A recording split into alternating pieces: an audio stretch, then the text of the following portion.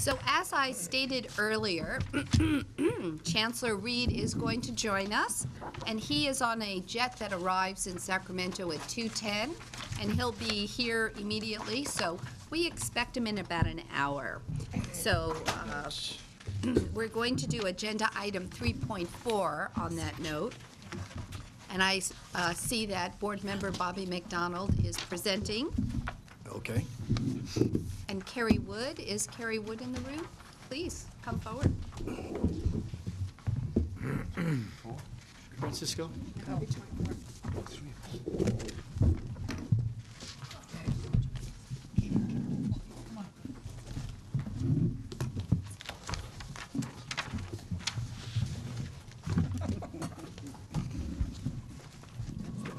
Are you ready for me? Yes. Okay. The floor is All right. yours. Madam Chair, I'd like to introduce Francisco Yurtasun, I'm sorry, and Kim Freeman from Semper Energy, Southern California Gas Company. And the reason why they're here is right before I was appointed to the Board of Governors, I was on a community action committee with Semper Energy that outreaches to the community, and it brings in individuals from Southern California, and they get a chance to meet with the board of their board of directors, the president and chairman of the board on a quarterly basis. And at one of the meetings, I had the opportunity to speak to Kim and a few others about the Osher Foundation and me being on the Board of Governors, and how there was an opportunity to perhaps down the road be involved with our programs from the community colleges. And so the Southern California Gas Company and Semper Energy got together with Jesse Knight, and the Semper Foundation, and they decided to do a bigger thing with the Osher Foundation. So I received a phone call from Ms. Freeman, and then I also heard that the foundation was doing something, so I asked him to come and make a presentation to us today. So that's why we are here, and I'll turn it over to Francisco. If I may, I'd like to interject a Sorry, few go ahead. comments. Sure. Thank you. Well, we're very excited about this gift, and on behalf of the Foundation for California Community Colleges Board of Directors and Paul Lanning, President and CEO, we thank you very much for this gift. It's a wonderful gesture of faith in the education system through the community colleges. And this $250,000 gift will be matched by the Osher Foundation with another $125,000. And this is going to result in 2 full-time $1,000 scholarships each for 10 community colleges. So we thank you, and we thank Bobby McDonald for his efforts to bring us all together. Thanks, Carrie. Good afternoon, everybody. I'm Frank Ertassen here representing the Semper Energy Foundation. Don't worry, Bobby, it's a very difficult last name. Yeah. It's not as easy as Freeman. For 52 years, I've been hearing it every way, so don't worry about that. Let me just say this. This is a bit personal for me, and we're real proud to be here. As a product of what we used to call back then junior colleges, now community colleges, we're delighted to be able to give back and help out. For Semper Energy and the Semper Energy family of companies, education is a very big deal to us. It's an area where we give back to the community. And so when we heard about the Osher Foundation grant and the endowment for scholarships, and we heard about the challenge grant for companies to step up, we knew we had to do something, and we're delighted to be able to do that. And we appreciate, Bobby, you inviting us up here today to be able to do this check presentation. Kimberly here is the Director of Community Relations for our company, Southern California Gas Company, and I have the similar role for the other utility within the Semper family of companies, San Diego Gas and Electric Company. And we represent today the Semper Foundation, who gives quite a bit into educational causes. And when we took a look at the community colleges, and Carrie was wonderful to work with, when we were looking around to the various community colleges up and down the state of California, we carefully selected 10 of where we wanted to fund 2 scholarships at each one of those 10. And so we're hopeful that our scholarship will go toward creating better environmentalists out there, people that are focusing in on renewable energy, people that are focusing in on sustainable community projects. That's what we hope that our scholarships will go to. And so on behalf of the Semper Energy Foundation, we're delighted today to present a check to you all for $250,000. And we did the similar presentation last week at the Community Colleges Foundation Board in Los Angeles. And we wanted to come here with you. Thank you for the work that you do with the community colleges. People like me are able to go to college, which might not have otherwise been the case. You've given a lot of people like Frank Tassin the opportunity to go out and get an education. And I want to congratulate you and thank you for all the work that you do.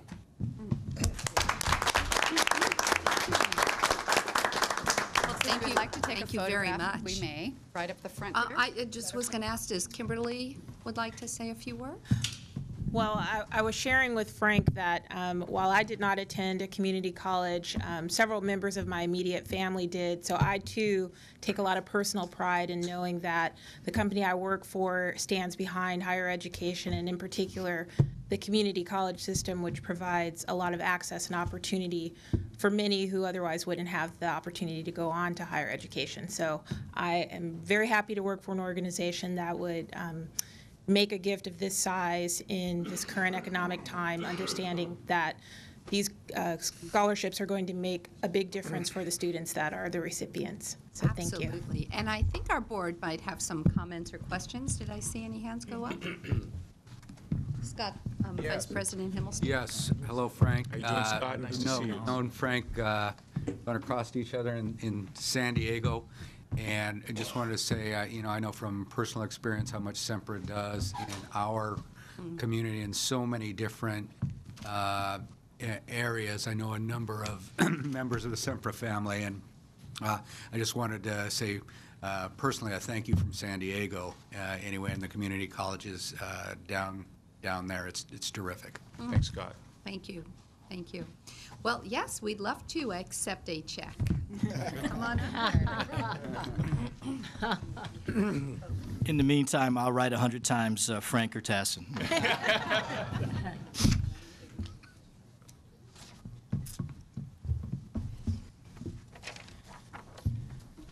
Do we have the list of colleges? Do we have the list of the 10? Tom Sales? Yes, of course. I work with him at USC. Oh, you do? Wonderful. Tell him Frank Kim says hello. I sure will.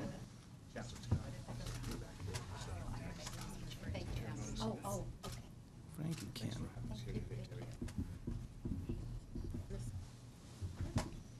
That's pretty impressive.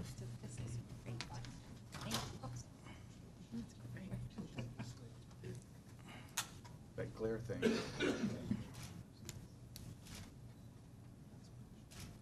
Hold on, guys, we need a signature on that check. Yeah, all right, all right. Right there. Yeah, very good. We're looking forward to the Smud check next. I love that. That's fun.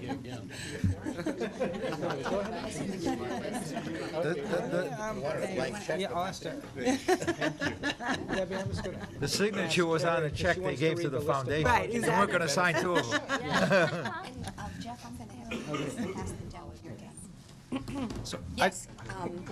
I just had the question about which colleges are going to be receiving the scholarships. The 10 colleges. Yes. Yes. I do.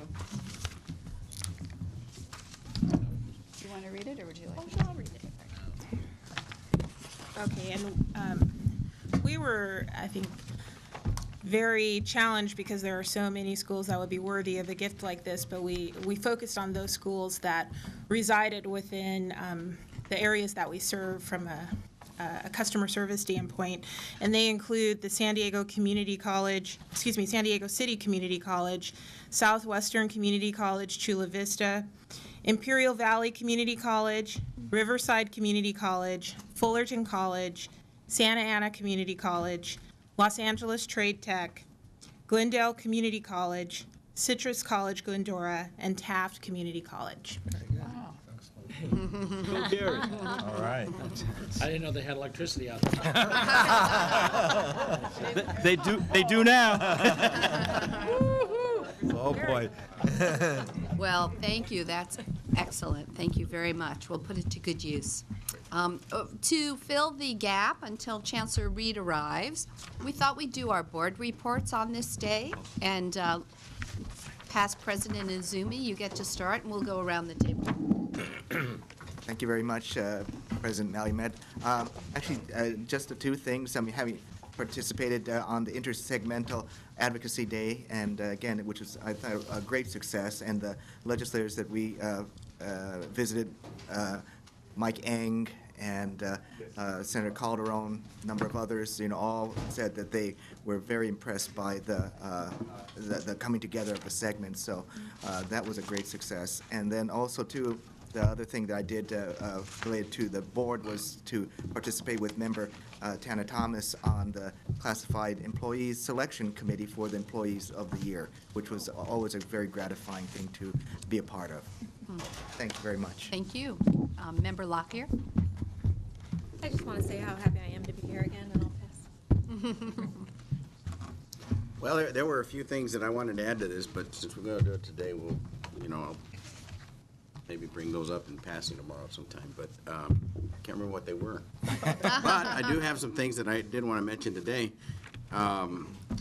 First of all, I think I've already said, about my experiences and my views on Advocacy Day last week, and I think that was an outstanding event, and I thank Chancellor Scott again for his leadership and the other heads of the segments to bring that together, because that's really where the success begins, to be able to bring everyone together.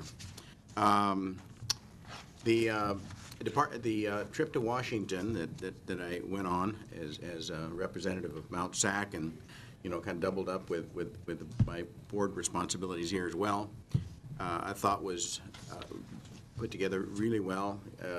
I mean, we traveled around quite a bit from office to office. I think we got very positive reception, and I certainly want to bring light to particularly Secretary Hilda Solis, who of course was a community college trustee at one time and is very much in tune with the community colleges. But we were received very warmly and openly by her assistant secretaries, including Ray Jefferson, but also Jane Oates, who is the assistant secretary of Education Training Services within DOL. And of course, we had a great breakfast with Frank Chong, who was equally, very open, receptive. Of course, one of our own community colleges. And Bobby McDonald and I last week attended a memorial ceremony for vets down at Saddleback College. That college has done a great job of putting together a really well-designed, funded memorial, and Bobby did a great job of representing us there, and I should leave it to him to say a little bit more about this, but I'll just say that Rocky Chavez was very, very good to us. And so it was a great event. I think the people down in Saddleback have done a fantastic job with that. And I'll leave it at that. I had attended the CPEC meeting earlier in March, and I only was able to attend for one day, but the true focus there was on a report that they did, Ready or Not, Here They Come, and the discussion around that, and I believe that briefing is going to be coming to our board as well. And the collaborative efforts that are going on between the different schools and how we're working together to try to ensure that we're prepared for the demand that's coming, because it's going to be here whether or not we're ready for it. The other thing is they are having a planning retreat, and I understand you are my alternate.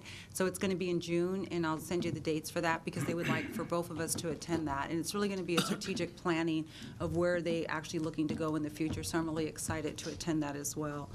On another note, relative to a localized level, SMUD did receive a grant for $20 million around energy efficiency. It's in the residential area. And we are working with local Los Rios Community College to actually develop curriculum for students that are going to be entering this green field to make sure that we can provide educational training for sustainable jobs. And then in addition to that, we're also received a statewide grant. And part of the reason I won't be here tomorrow because we're negotiating that with DOE for a collaborative effort between Sacramento, LA, San Diego, and Los Angeles, and where they're going to do a statewide initiative on energy efficiency retrofits in communities that will take whole neighborhood approaches and look at it from that perspective. In all of those, there's two things that I think are really important to us. One is the educational piece, because it is a new methodology that's being applied today around building science, opposed to just doing an audit and looking at the one-off things that you can improve. It's really looking at the building as a whole unit and making recommendations for energy improvement. But as a result of that different approach, there's actually in-depth training that's needed for that. And so there's a huge need for ongoing training around that program. And the other thing is workforce, is to ensure through this effort that we're actually able to create jobs that sustain well beyond the funding period. So it's not just for the 2 to 3 year grant period, but one of the things we're working on is how do we make sure that these jobs endure beyond the grant time frame. So that's probably my update for now. Thank you. Member Ramos? Great. Well, I think I've been focusing most of my efforts since we last met on two major things. One is getting to know some of the leadership on the Central Coast in that region where I live, the colleges and the faculty, the administrations in those places have been very gracious about inviting me to come down and see folks. I've been meeting folks. I've met Jose Ortiz, the president of Hancock College, who has very graciously invited me to be the commencement speaker on June the 4th for that campus's graduation ceremony. I will be meeting later this week with Andrea Serban, who is the president of Santa Barbara City College, and getting an opportunity to meet her leadership as well and take a tour of that campus. And certainly Cuesta College, as the chancellor indicated, we had a very, very robust event there with Jack O'Connell, the chancellor, and various VIPs in that region. It was a great opportunity to be able to connect the dots in terms of what we're doing here at the state level in relation to how it bears down on local issues. I've also been very actively engaged with Gary on the Foundation Board of Directors, which we both have just officially joined as full voting members. We attended a meeting in Los Angeles recently. I thought it raised a lot of important issues. One of the important things that we've particularly been focused on, obviously, as a natural follow-up to this presentation, is the OSHA Initiative match. And I have to say that, I think that there has been progress made. I think the foundation staff is doing, everything that they can. But I will acknowledge that we're running low on time. There's only 1 year left. There's a lot of money potentially being left on the table. And I think they're going to need our help. I think this board is going to have to find a way through our networks and our leadership and our influence to augment what we can expect the foundation staff to do. And I don't say that in any way to diminish the foundation's efforts. I think that they're dealing with capacity issues and time constraints. So without being heavy-handed in any way, I would just like to constructively challenge all of us at this table to find ways through our own donations personally and through contacts that we can bring to try and introduce that foundation staff as much as possible to institutions, individuals, donors of all kinds that can help us ensure that we don't leave undue amounts of the OSHA money on the table. It would be a real lost opportunity. I'll say, just to add emphasis to this point, that I did have an opportunity to meet with Mary Bitterman, the president of the OSHA Foundation, who's a longtime colleague and friend. And she made it entirely clear that while Mr. Osher absolutely wants us to succeed in meeting this match, he has other places where he can put that money, and he's prepared to do that. There is no negotiability around the deadline date that we've been given to make this happen. So we've got our work cut out for us. This is a tough environment, but the economy is recovering. I think the opportunity is great. With our enthusiastic engagement and partnership with the foundation staff, I think that we may not hit the total mark, but we can get a lot closer. And so I hope that we can work towards that going forward. Thank you. Thank you. Member Reed? I might start my report by asking Jeff to share a comment on the Osher Foundation from your perspective as a trustee. Well, one piece of news to report is that through my role as a trustee, I've worked with our foundation, and thanks to some engagement by the chancellor as well, we've marshaled the resources and are going to come up with, we've gotten gifts and pledges in hand now of $800,000 toward our $975,000 goal. So that's very positive. Going from $0 to $800,000 in about 6 months is pretty exciting. But there was a lot of institutional resistance on behalf of our foundation, because of either fears or misinformation or misunderstanding about what the state foundation's role is in the process and how it could better serve the local districts who are also juggling a number of priorities at the local level, too. Thank you. But it was not an easy process. It went from they didn't even want to talk about it about a year ago to finally getting them on board. But it took a lot of hands-on effort for that. Thanks for your leadership.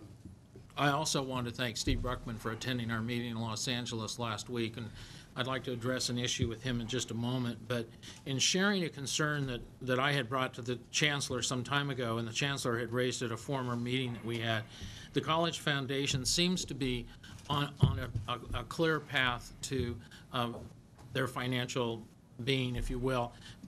We had a deficit reported of over $500,000. The foundation has reduced their expenses by over $800,000. We believe that we'll be in the black this year. We are not having to draw on our line of credit.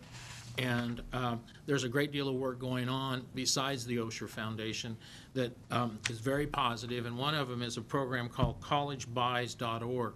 And a number of our colleges are now using this program through the foundation to buy their furniture for their new buildings that they're building, and it is already produced over $100,000 worth of revenue to the foundation as a result, which is a very positive thing. I asked Steve earlier if we could report out, and Henry and I are going to be dismissing ourselves for a few minutes for another meeting. A question came up about the board's role on the foundation and how careful we need to be that we don't jeopardize the 501c3 status. And it was at Henry's suggestion, because what really they were discussing was that, does this board want to take over the foundation? And certainly that's not our intent. We intend to be a supporter. And by doing that, the question came up about new members being added to the board in the future. And it was suggested that we put this in, if you will, I guess it'd be our bylaws, that it would be a prorated apportionment of board members from this board ever to serve on that board. So for instance, if they add 3 or 4 new positions to their foundation, then that we would be entitled to add 1 more or 2 more from this board, but we would never exceed like the 25% rule. And Steve, if you'd like to comment on that, we need to get that calendared so that we could actually put it at some future date on our agenda. Yeah, and that certainly can be done. We can have it on the next board agenda to have an amendment to the board's standing orders to provide that there is a provision in the standing orders for appointments to the foundation, and it very easily could be amended to provide that there shall not be more than 25% Board of Governors representation on the foundation board.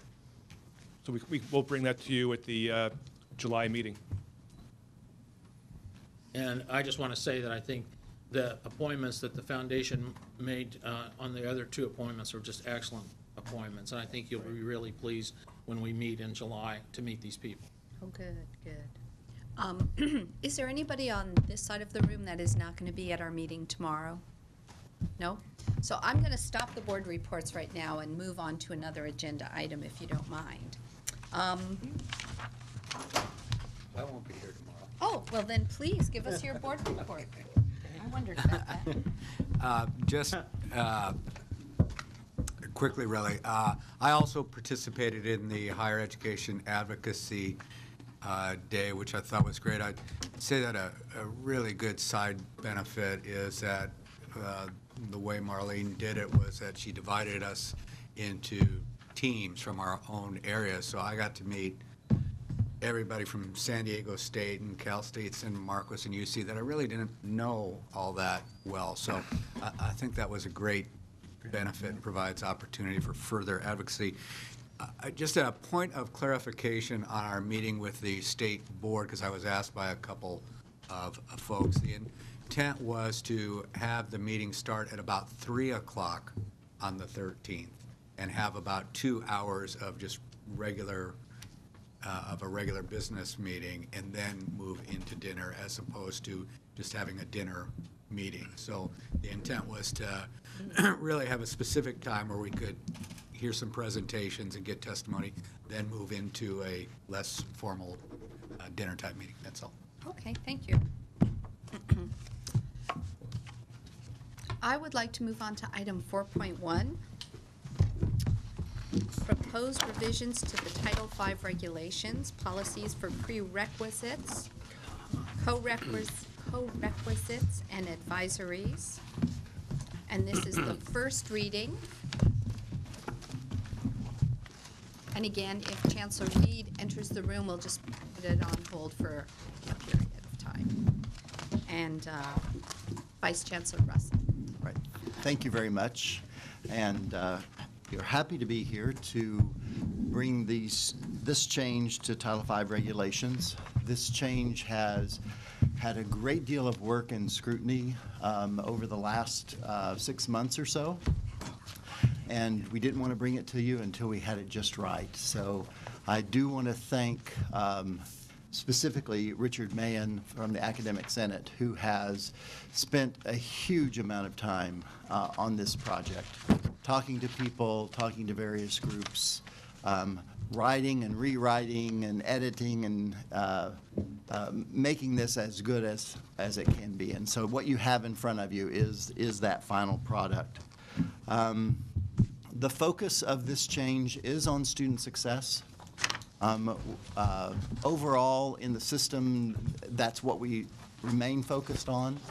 And so this is one change to the course content review for prerequisites, co-requisites, so that students will have the right information that they need to be successful in their classes. And so with that said, I'm going to kind of pass it over to the Academic Senate that provides us most of the guidance in this effort, and let them kind of give you the background. Thank you, Vice Chancellor Russell, and thank you to President Malumed and the trustees and of course the Chancellor for giving us the chance to talk to you today. As you are well aware, Title V gives the authority to the Academic Senate for recommending academic and professional matters, and certainly student preparation and success is at the top of that list. For many years, faculty have been concerned about what happens in their classroom when they get students who are underprepared to succeed. And as a result, they either drop out, they don't complete the term successfully, they sometimes bring the whole conversation to a stop in the classroom if the faculty member needs to go back and review material that really should have been learned earlier.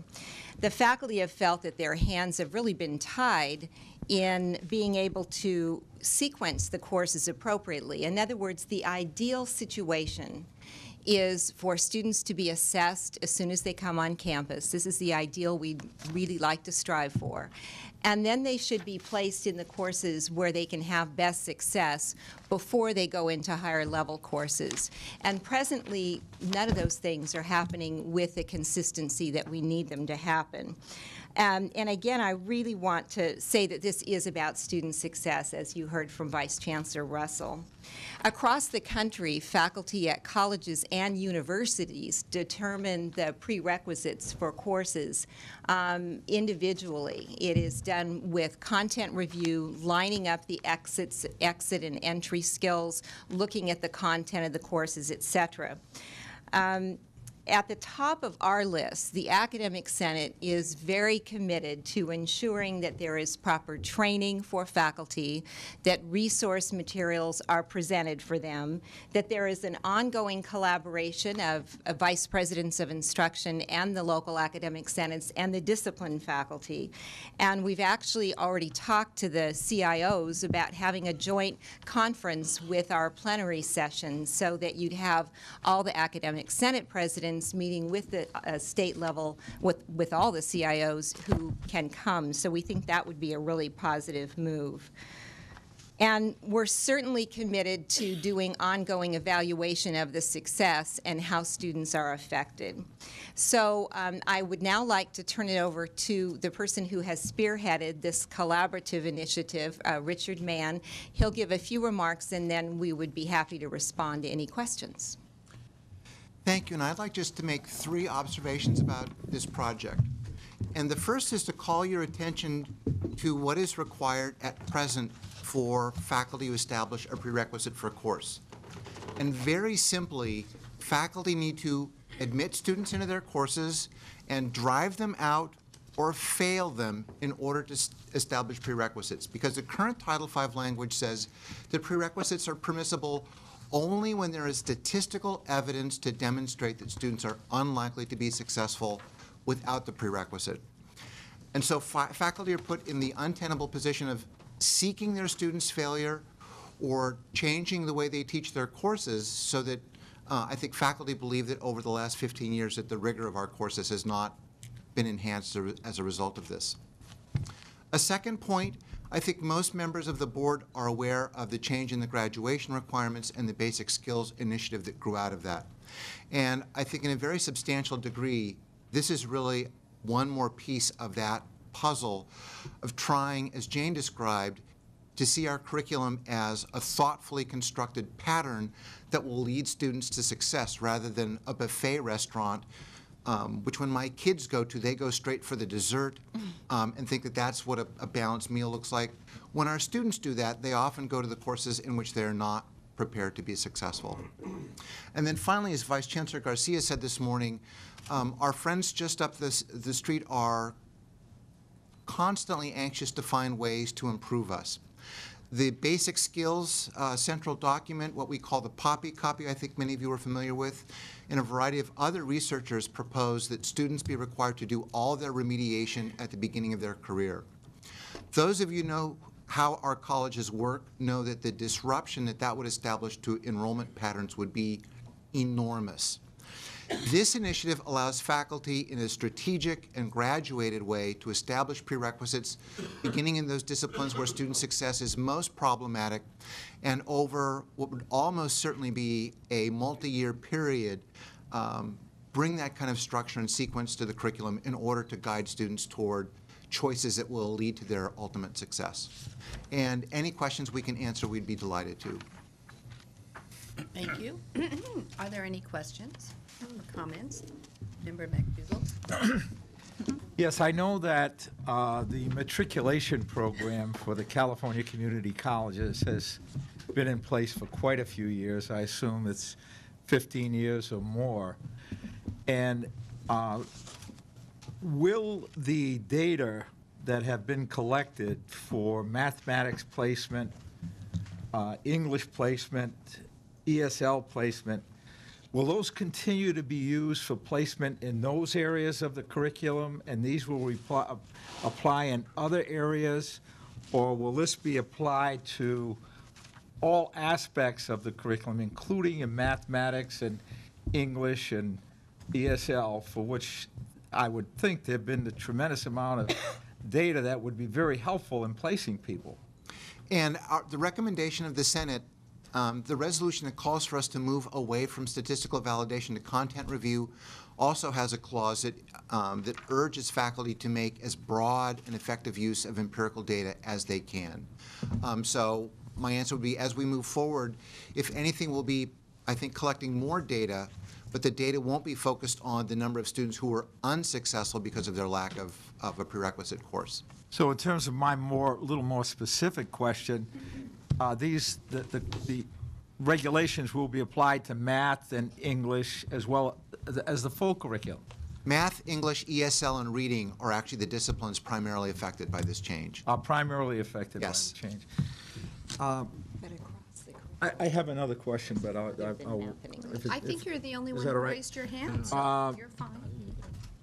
One of the things in the regulation in E indicates that you can put the prerequisites in place for a period of 2 years while research is being conducted. In other words, you had stated that it puts a faculty in an untenable position of having to either modify their instruction or fail the students in order to demonstrate the criteria are valid.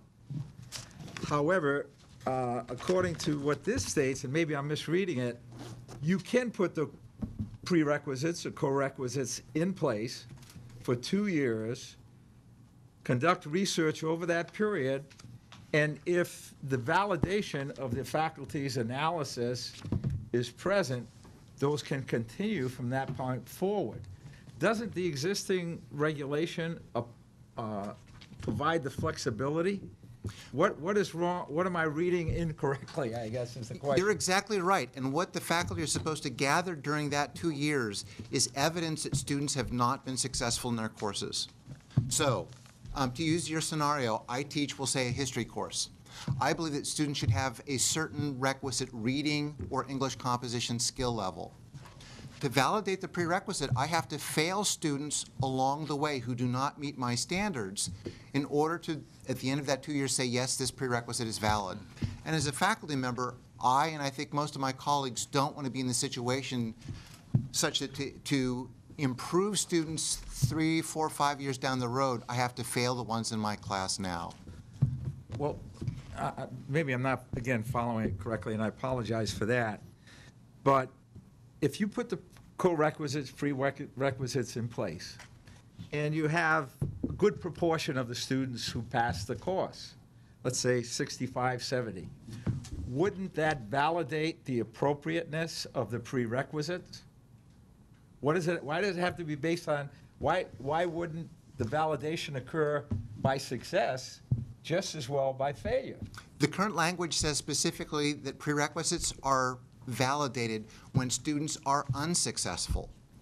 That's the language, crucially, that the Senate wishes to see be removed from language. That is, again, to validate, you have to show that students cannot pass the course without the requisite skill or knowledge that's appropriate. So, so again, to go back to my example, if students need a particular skill level, and I believe that students in the foreseeable future need that skill level, I have to look to fail the students or drive them out such that they withdraw because they can't meet the standard of the course in order ultimately to have effective statistical validation. The current language is focused on unsuccess. And let me add a bit that I think might complete the picture. The effect of the current regulation is that faculty do not put prerequisites on their courses for the most part. So the history faculty do not have any prerequisites as a rule.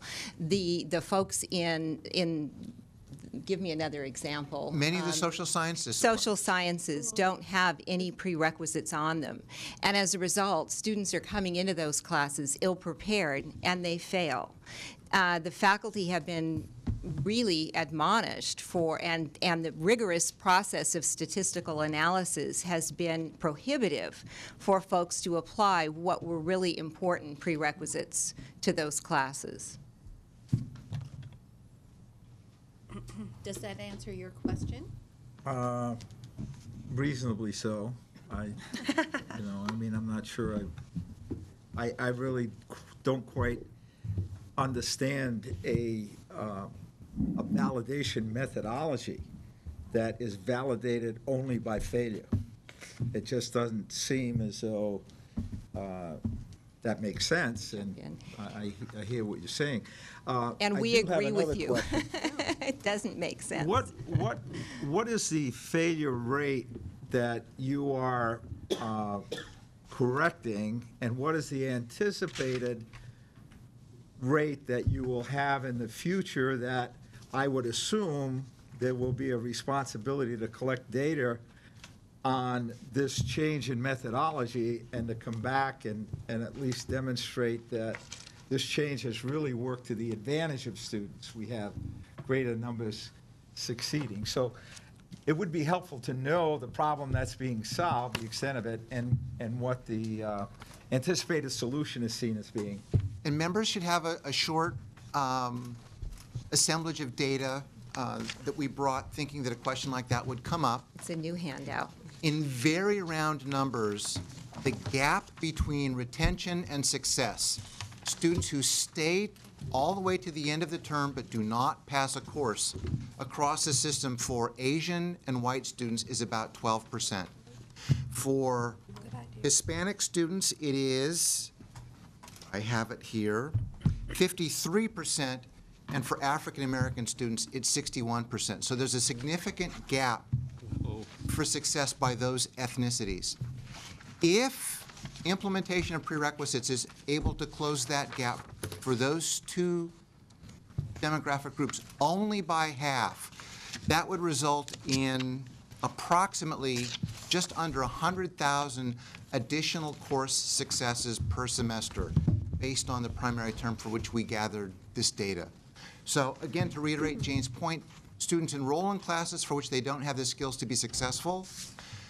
Hispanic and African American students are particularly disadvantaged by those processes, and shifting the validation of prerequisites to a mechanism that looks at the student's prospect for success rather than, as you said, what seems counterintuitive, unsuccess.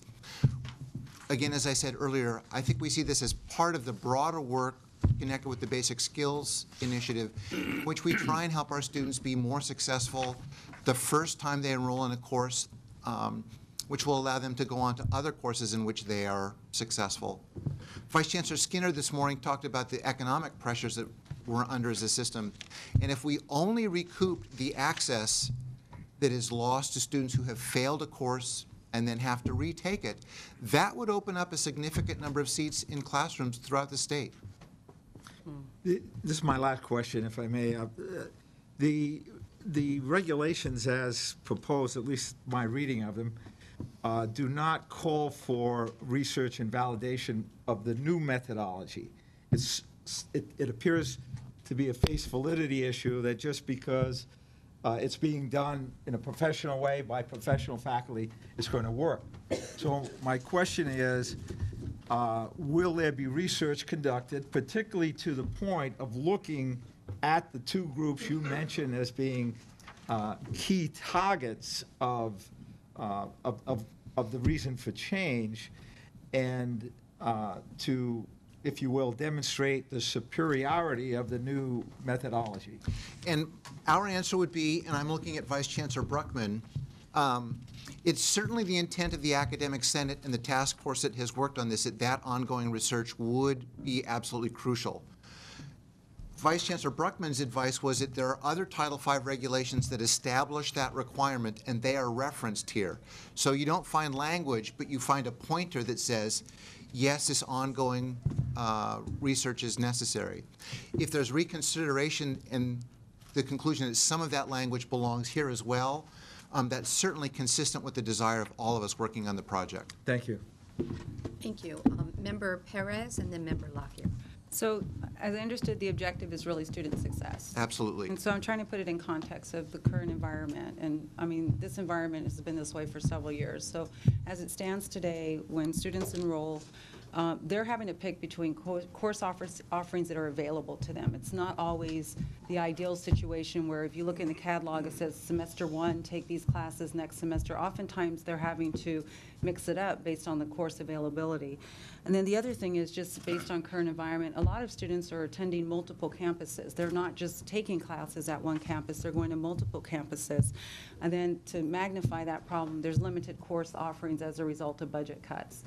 So based on that landscape, I do have a couple of questions around that and how are we going to ensure the student success. So when I look at this, I think of if we're going to have potentially, and it sounds like there's a very likelihood that there's going to be an increased number of students that are going to need to take these prerequisites, how do we ensure those courses are offered for them and that they don't get caught up in the system of not being able to advance because they need to take those prerequisites and the courses aren't offered? So that's one question.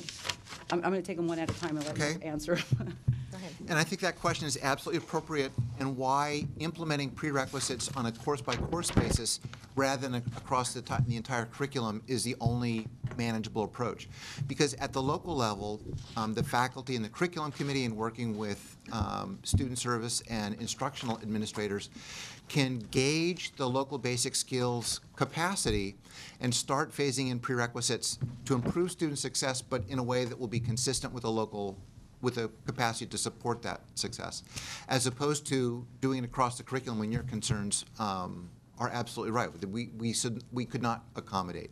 So in a perfect case, a college will look at the programs where students are having the most difficulty and where really their success is the lowest, and they would probably choose those first. They wouldn't put a prerequisite across the curriculum. They would put it in one program, one department, a few classes one term, and then some more later, et cetera, et cetera. I mean, they will make choices about phasing it in locally, and we will provide support and training with the CIOs and with the academic senates and the discipline faculty to help them establish those appropriate local plans, depending on their demographics, their students, and the courses where students are failing at the highest rate or having the most difficulty. So how do we ensure, though, that the prerequisite courses are being offered to where it's not a barrier to student success?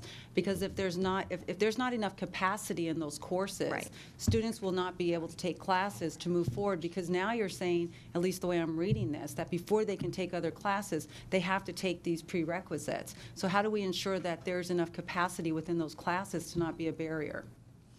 I would actually change slightly what you said, and that is, I think we recognize on our campuses that students need to have a mix of transfer level courses, some of which involve prerequisites to make sure that they have the skills necessary. But our students are never going to take all the remediation in the first term or even the first year, and so locally as faculty, we know that we need to have courses that are accessible to them with the skill levels they have. Your initial question about how do we, students attend multiple campuses, certainly I think one of the larger discussions that will come out of this between instructional, faculty, counselor, and ultimately students is the importance for students of thinking about their education not as what will fit my schedule on Monday afternoon, but how do I take courses in a pattern that will lead to my long-term success. If it seems like I'm evading your question about demand, you are. Those courses are already full across our campuses, and so, again, for those who fear that the faculty will want to take steps that will create an even greater spike in demand, it's we as faculty have the greatest interest in doing this in a graduated way. If I told you, gosh, we'll have room for all of those students, you would know I was not telling you the truth, but we don't have room for all of the students in any of our core missions now. So you really don't have a way to mitigate the capacity issue then, currently? I think the phase-in really can be done locally on, not doing it wholesale, but doing it in a very thoughtful and gradual way. I think it can be dealt with. Okay, the other question is, if we're doing it on the local level, that means, and if I'm wrong, correct me, but each campus will look at their prerequisites, and that could change from campus to campus. Yes. So if students are in a situation where they're taking classes at multiple campuses, again, how does that become manageable? Because it just seems to me it's going to be more of a barrier to them depending on, what curriculum they're following, which can vary based on availability of courses. So the shop around question has been a part of our discussions from day one. And at first there were discussions about a regional approach. And I don't know if your committee has continued to discuss that. Why don't you share a little bit about that conversation? One of the safeguards in the current regulation is that prerequisites have to be established by a course-by-course basis. And under the language which has always been in Title V, that's partially based on content review. What that means is that faculty in the local curriculum committee take a very critical look at the course outline and the demands in rigor and academic preparation on a course-by-course basis. If I teach an American government course just down the road from Member Baca, and there's nothing in my course outline that says students will do any writing, then I would struggle to establish a prerequisite because I haven't been able to demonstrate that students have the need. If he teaches a course that says in the course outline, all students who take this course will write a 5-page interpretive essay on the Constitution, his prerequisite can now be validated because the faculty have committed to, in writing, to the level of rigor that they think students will benefit from. It's certainly our hope at the state level that the Academic Senate will encourage our faculty to write course outlines appropriate to the level of rigor of the course in ways that will minimize the temptation for students to shop for courses of the lowest level of rigor. Having said that, there needs to be a balance between regional or statewide coordination and what happens on the college campus, because in Southern California, I haven't spent a lot of time on the Rio Hondo College campus, but I'm pretty sure it's rather different from where I am at Riverside, 30 miles away. The educational attainment of students coming out of high school is very different. The economy is very different. And so there is an important latitude that has to be left to the local college to figure out where is our students' greatest need. Where do we start to move our overall statistical picture toward incremental improvements in student success? But I also want to say that we are engaged in an initiative called the Course Identification Numbering System, CID, which brings the discipline faculty together from the universities and the community colleges to look at the course content and to find commonalities and alignment. And I think that this effort with the prerequisites will dovetail beautifully with the work on CID as faculty look at the course content. And for the most part, if a prerequisite is required in one place, it pretty much is in most all places. Otherwise, they're not going to be accepted in the CID system. So really, this is a period in history when things are coming together, and then we've got SB 1440, and the faculty's perspective on 1440 is that we need to bring faculty together intersegmentally to really look at the course outlines and try to dovetail as much as possible so the students aren't repeating, et cetera. So it appears to us that you take 3 or 4 things happening at once, and ultimately the goal would be in a few years we will have really improved our curriculum, we'll have improved students' pathways, and we'll be much more in alignment in a way that alignment is sometimes a dirty word to faculty because it suggests that other people tell us how to do it, but this is coming from faculty from the bottom up. It's them deciding what is best and what is right. So the timing for this is really, really good with CID and 1440. So my last question is, if, again, the objective is student success, how will you measure the success and how often will it be reported? The ARC report is generated annually. That's the most obvious measure.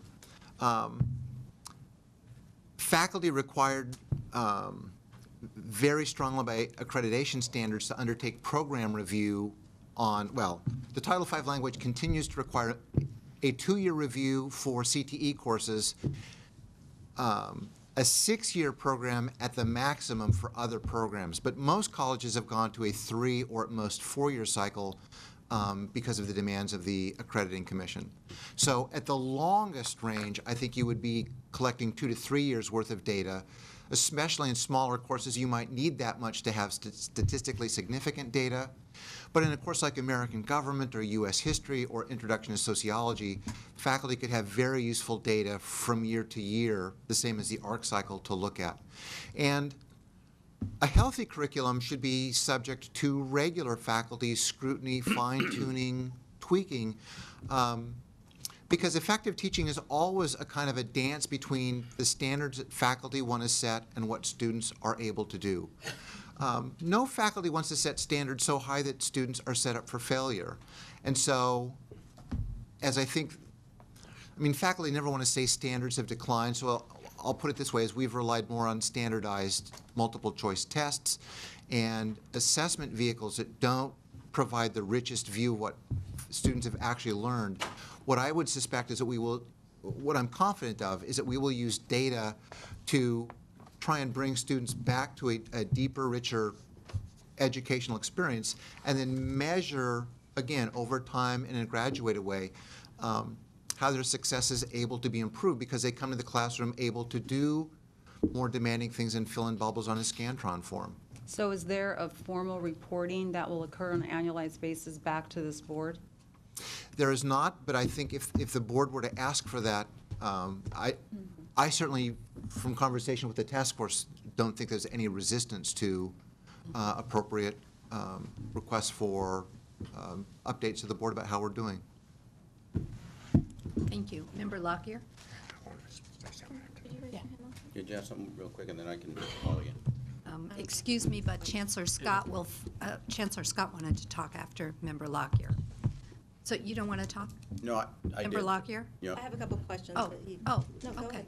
Wait, Go ahead. let's do Chancellor Scott. Let's do Chancellor Scott first. Oh, I just had 1 or 2 quick questions. One is this kind of an honor system? In other words, when how will you know, let's just say, that I'm teaching the history of Western civilization, and I believe that someone should have completed freshman English, and I list that as a prerequisite, and somebody signs up, how will you know whether or not that person has actually finished freshman English? That part's actually fairly easy, and one of the contributors to this process has been the statewide admissions and records officers. And the enterprise computing systems we now use, Banner, DataTel, have actually gotten very good about monitoring for prerequisites. Establishing prerequisites is not new. There's always, for example, been a requirement that you take French 2 before you take French 3. Yeah, that's true. The real shift in focus here is on communication and computation skills. Again, English, ESL, math, reading, when you use them as prerequisites for courses in other areas. So we currently have the tools necessary to monitor for and admit students who are prepared into courses and to block students who are not and direct them to courses in which they can be successful. And you're basing it on content review by the faculty. Yes. Which, as I recall, there was at one time a legal case that had something to do with this that indicated, because some people thought that there were people being barred from the course that shouldn't be. Of course, I concur with your inclination, and that is that it doesn't do anyone any favor to let them enter into a course in which they can't succeed. Besides, it tends to encourage them to drop out, and so I'm certainly not against the process that you're talking about here. I just was curious as to how that you checked it, and I gather that you're saying there are technological processes now that aid you in checking that, so you wouldn't have any problem with the fact that somebody, say, signed up for the course who really wasn't qualified to take the course. In other words, you can find out if indeed they had to have a certain computational level, let's say to take chemistry as an illustration. You would be able to know whether or not they had that. Yes. You might not know that though if they're from, say, an out-of-state institution or something. How do you check it then? How would they have to? How would they have to indicate the evidence? And that's actually already clearly in place. We have significant, we have students who take AP exams in high school that provide college credit, and there are already processes for them to bring documentation to the college. Okay. So Yeah. those pieces are already in place.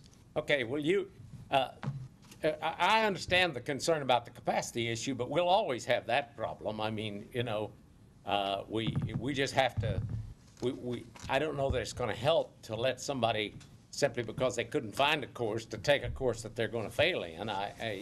We want to, the college is wrestling always with, can I provide enough courses for whatever that people want? And we talked this morning about prioritization, and I think we ought to be doing, and by the way, I make that speech often to the colleges, let's begin to move away from avocational courses and really emphasize the transfer and the CTE courses and the basic skills courses. But, if you, for instance, let's take Spanish 2.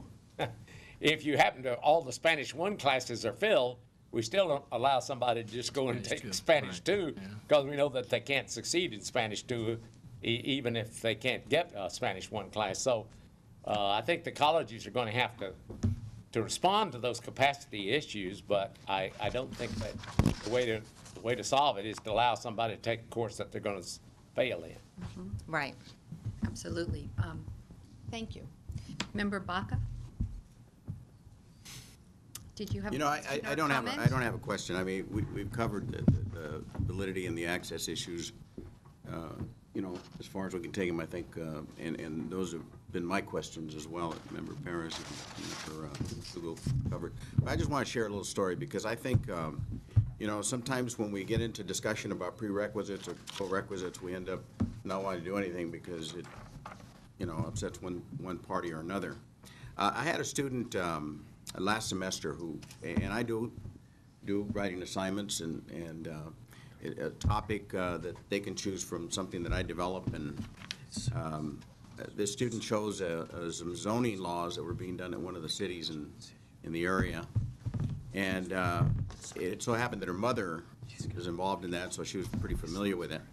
Anyway, I get the papers first, and then they do oral presentations on the same topic, and I couldn't figure out what she had written there. I mean, it was just a mess. It was a total mess.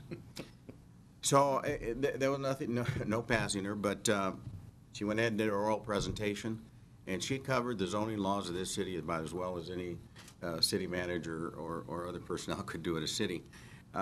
She was very clear. I had initially thought that maybe she was limited English speaking, and she said that it was her second language, but she was clearly pretty articulate in English and fluent. I spoke to her afterwards, and I said, you know, if I had received something in writing that was similar to your presentation, you would absolutely have an A in this assignment. And I encouraged her, you really have to develop that. The reason for me telling that story is that I think sometimes the students get lost in terms of what's important for them. Basic skills is important. And unfortunately, many of them, and it's because we don't really deal with this, they begin to think, well, I don't need that, I can pass the course.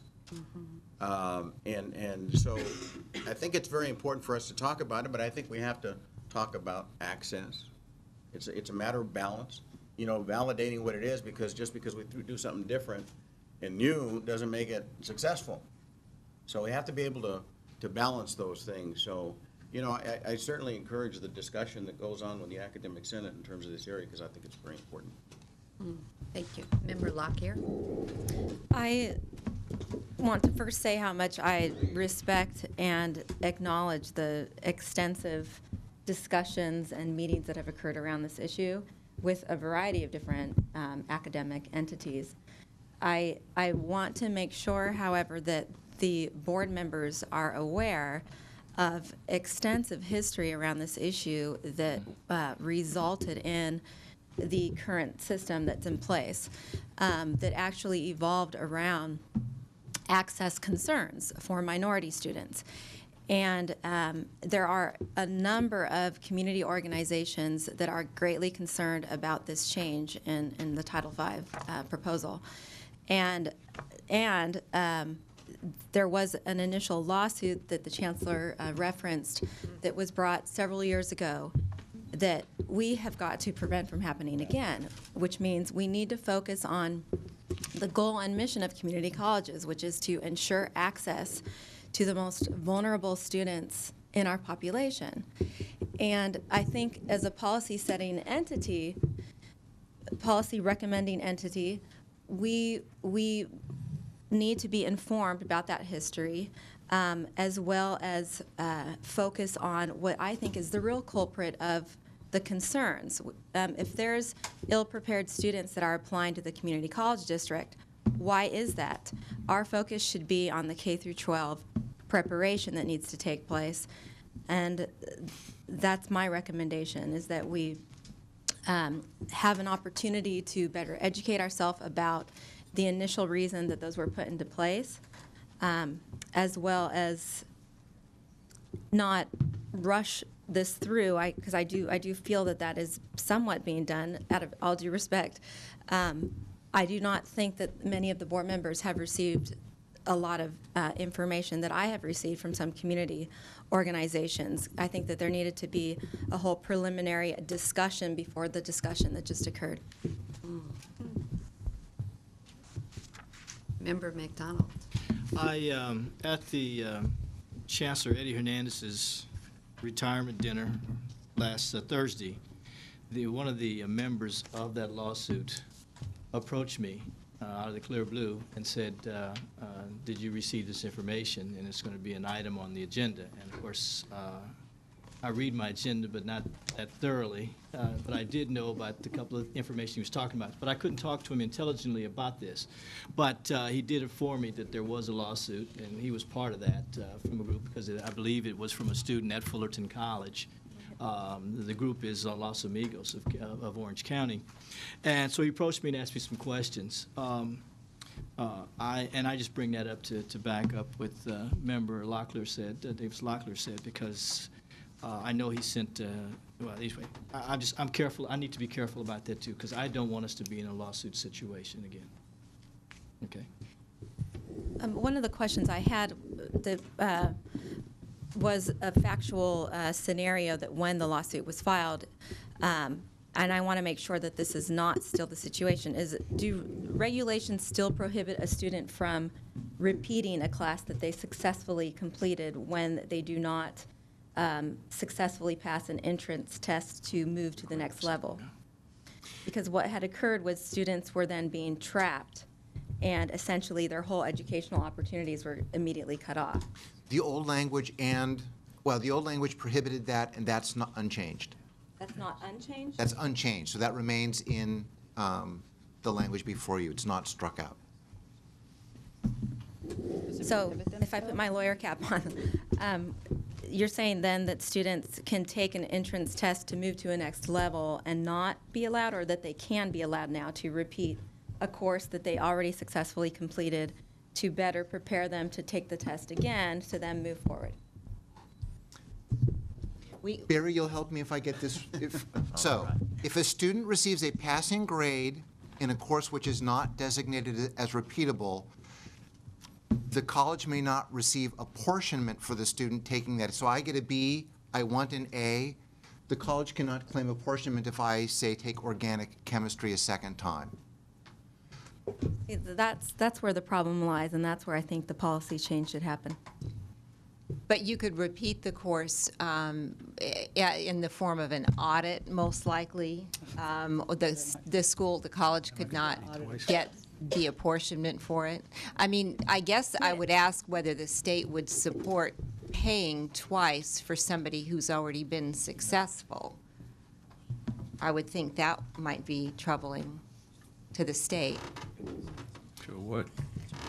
I thought a second component to your question, and the language bars the faculty from giving any kind of exam necessary to continuation that is not part of the graded structure of the course. So you can't have this sort of sideline, this sort of exam to the side that somehow blocks student progress. That was prohibited and continues to be prohibited. But students are still not allowed to take a course again to continue to allow themselves to continue on in their studies. So, Is a case like someone who took math 8 years ago and has been away from college and comes back and needs a brush up? Is that the sort of case you're thinking of? I just know that was the factual situation in the case that MALDEF brought in the past. And thus the analysis occurred, and the settlement was that the prerequisites needed to be valid, bias-free, empirically validated. Right. That's where that language came from. And so I think to get to a discussion about whether that should continue or not, we need to understand the history. And I don't know if all of the board members have had that opportunity. Well, why don't I ask, this is a first reading, so we're not voting, so why don't I ask that it come back to our next board meeting for more discussion, and maybe we could have more information about former cases, and also Nadia and Member McDonald, if you could have the people that have shared their concerns with you put something in writing or come to our meeting, so they can express their concerns, so we have more information. I would be more than happy to forward all the information that I received to everybody. Okay. If I can forward it to Najiri. But I am concerned. I am concerned because some of these recommendations will be released to other entities, so I'm concerned about the continued appearance as though we are giving it its blessing, which I'm not saying that we won't, but I mean with the valid feedback and input from all of us, I'm concerned about it being released prior to our thorough discussion after having been more informed. Well, number one, this is the first reading. We're not going to act on it today. Number two, it would be good for the information to get out so that people can read about it, and if they have objection to it, they will have the opportunity at this meeting or at the meeting next week to express their concerns. That's what a public forum is about. There may be some people here today, I haven't polled the audience, but there may be some people here today that want to express their opinion on this particular item. And I'm assuming we're going to have an opportunity, both in our meeting today and in our meeting tomorrow, for people to express their opinion on this. And certainly by circulating it now, this is the reason that it is a first reading. This will give, the opportunity for people both through public statements and through written arguments, one way or the other, about their feeling on this matter.